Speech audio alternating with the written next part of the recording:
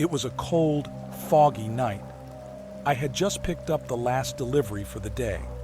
The address was in a part of town I had never been to before. The GPS showed it was about 30 minutes away, deep into the countryside. I didn't think much of it at the time.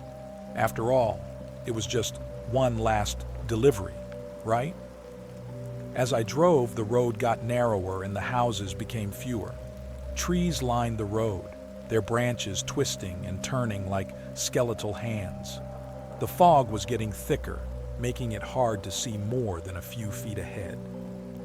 My GPS kept rerouting, showing weird paths and dead ends. I felt a chill run down my spine, but I shrugged it off and kept going. Finally, I arrived at the destination. It was an old, decrepit mansion, the kind you'd see in horror movies. The windows were boarded up and the paint was peeling off the walls. I double-checked the address. Yep, this was it. I grabbed the package, took a deep breath, and walked up to the door. I knocked, and the door creaked open by itself. No one was there. "Hello?" I called out, but there was no answer. I took a few steps inside, and the door slammed shut behind me. Panic started to creep in.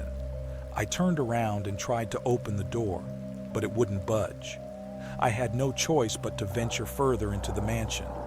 The air was thick with dust, and every step I took echoed through the empty halls. I could hear faint whispers like someone was just around the corner. My heart was pounding, but I had to find a way out. I entered a room that seemed to be a library. Books were scattered everywhere, and the smell of old paper filled the air. Suddenly, I heard a loud thud. I turned around and saw a book lying on the floor. It wasn't there before. I picked it up and saw that it was open to a page with a strange symbol on it. I felt a cold breeze and heard the whispering getting louder. Out of nowhere, the light started flickering, and I saw a shadow moving across the room. I froze. The shadow grew larger and larger until it was right in front of me. I could see its eyes glowing in the dark. I backed away slowly, but tripped over a pile of books and fell. The shadow loomed over me, and I felt a cold hand touch my shoulder. I scrambled to my feet and ran out of the room. I could hear footsteps behind me, getting closer and closer. I turned a corner and saw a staircase leading to the basement. Without thinking, I ran down the stairs, hoping to find another way out. The basement was even darker and colder. I could hear water dripping and rats scurrying around. I saw a door at the far end and ran towards it. As I got closer, I heard a voice whispering my name. "Come closer," it said. My hands were shaking as I reached for the doorknob. I opened the door and saw a figure standing in the corner. It was a woman, dressed in old, tattered clothes. Her eyes were hollow and her skin was pale. She looked at me and said, "You shouldn't have come here." I tried to speak, but no words came out. She moved closer, and I felt an overwhelming sense of dread.